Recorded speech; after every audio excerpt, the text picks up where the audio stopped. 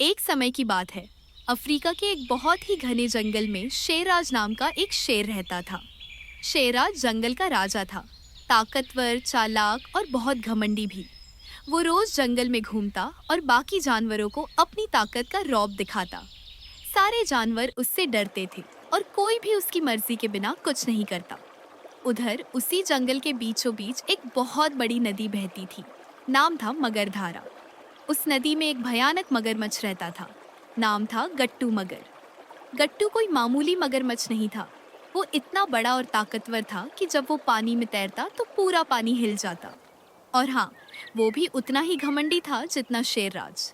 अब होता क्या है कि शेरराज को पानी पीने के लिए रोज उसी नदी के किनारे जाना पड़ता था। और वहीं गट्टू मगर का इलाका शुरू होता था। शेरराज को ये बात पसंद नहीं थी कि किसी और की भी चलती हो जंगल में। वो सोचता था कि राजा तो वही है, तो फिर ये गट्टू किस बात का मालिक बना बैठा है। एक दिन की बात है। शेरराज पानी पीने नदी के पास गया।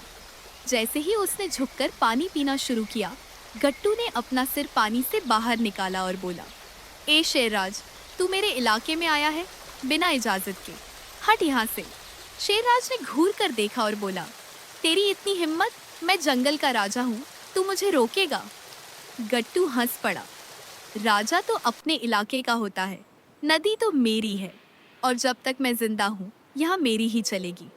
इतना सुनते ही शेरराज को गुस्सा आ गया। वो गुर्राया, अच्छा, तो आज तेरी अकड़ निकालनी पड़ेगी। मगर गट्टू भी कम नहीं था। उसने भी कहा, आजा फिर, देखता हूँ कौन किसे हराता है।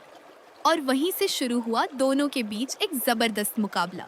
शेर ने छलांग मारी और किनारे से मगर पर टूट पड़ा। मगर भी तैयार था।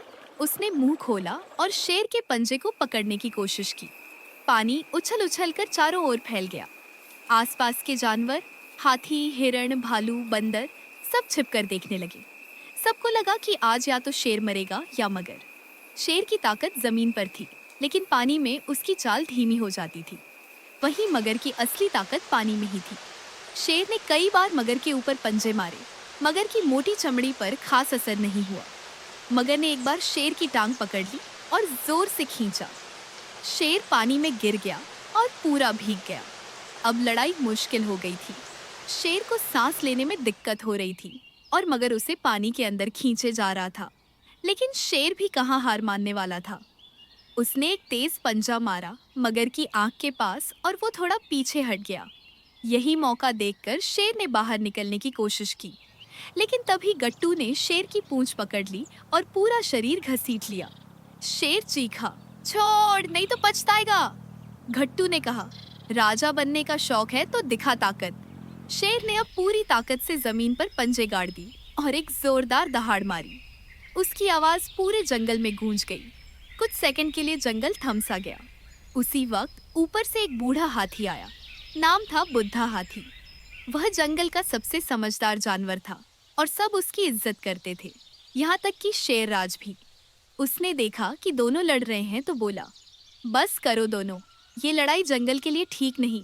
अगर तुम दोनों ही मर गए तो बाकी जानवरों का क्या होगा? शेर और मगर दोनों थोड़े शांत हुए, लेकिन फिर भी दोनों के अंदर गुस्सा था। बुद्धा हाथी बोला, ताकत दिखाने से कोई राजा नहीं बनता। असली राजा वो होता है जो बाकी सबका ख्याल रखे। तुम दोनों अगर वाकई ताकतवर हो तो मिलकर जंगल की रक्षा करो, न कि आपस में लड़ो। शेरराज थोड़ी देर सोच में पड़ गया। वो समझ गया कि बुद्धा हाथी सही कह रहा है।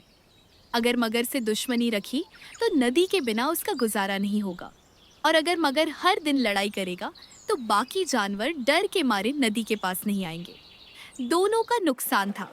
गट्टू ने भी अपनी चोट को महसूस किया और कहा, देख शेरराज, तू ताकतवर है, इसमें कोई शक नहीं, लेकिन मैं भी अपने इलाके का राजा हूँ।